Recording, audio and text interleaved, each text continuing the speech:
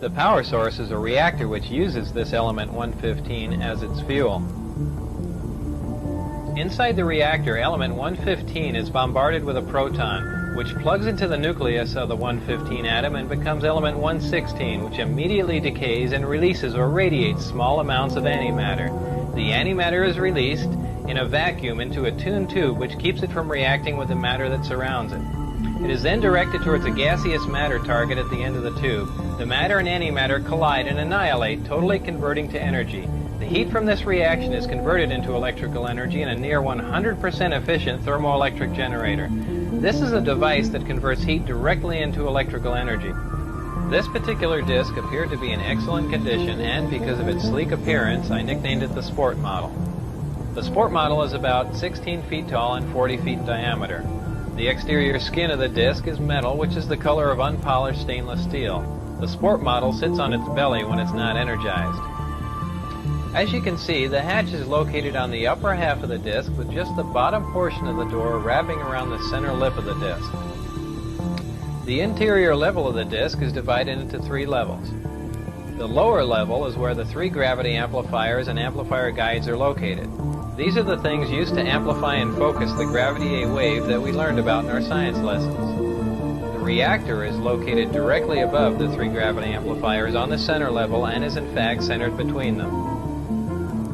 The reactor is similar to this half-scale model. The element 115 is machined into triangles like this and is then inserted into the reactor. This piece of element 115 is the source of the gravity A wave as well as the target that is bombarded with protons to release the antimatter. The center level of this disc also houses the control consoles and seats, both of which were too small and too low to the floor to be functional for adult human beings. The walls of the center level are all divided into archways. At one point in time, when the disc was energized, one of the archways became transparent and you could see the area outside of it just as if the archway was a window. After the panel had been transparent for a while, a form of writing, which was unlike any alphabetic, scientific, or mathematical symbols I've ever seen, began to appear on the transparent archway. I was never given access to the upper level of the disc, so I can't enlighten you as to what the porthole-like areas are, other than I can assure you that they're not portholes. The S4 installation is built into the mountain and the 9 hangar doors are angled at about 60 degrees. These doors are covered with a sand-textured coating to blend in with the side of the mountain and the desert floor. My ID badge had a white background with 1 light blue and 1 dark blue diagonal stripe in the upper left-hand corner. At the bottom of the badge there were letters and numbers designating various areas including S4. The hangar was equipped with typical tools and extensive electronic equipment. The gravity amplifiers of the disc can be focused independently and they are pulsed and do not stay on continuously. As you can see, as the output of the gravitational field from the amplifiers becomes more intense, the form of space-time around the disc not only bends upward, but at maximum distortion actually folds over into almost a heart shape around the top of the disc. The program out at Area S4 consisted of 3 projects: Project Galileo, Project Sidekick, and Project Looking Glass. Project Sidekick dealt with a beam weapon that had a neutron source and was focused by a gravity lens. Project Looking Glass dealt with the physics of seeing back in time. I would randomly be taken into a small room which contained a table, a chair, and 120 or so briefings in blue folders. These briefings contained a wide spectrum of information, mostly relating to aliens and alien technology. This technology that you've learned about thus far was brought here by some alien beings from the Zeta Reticuli 1 and 2 star system.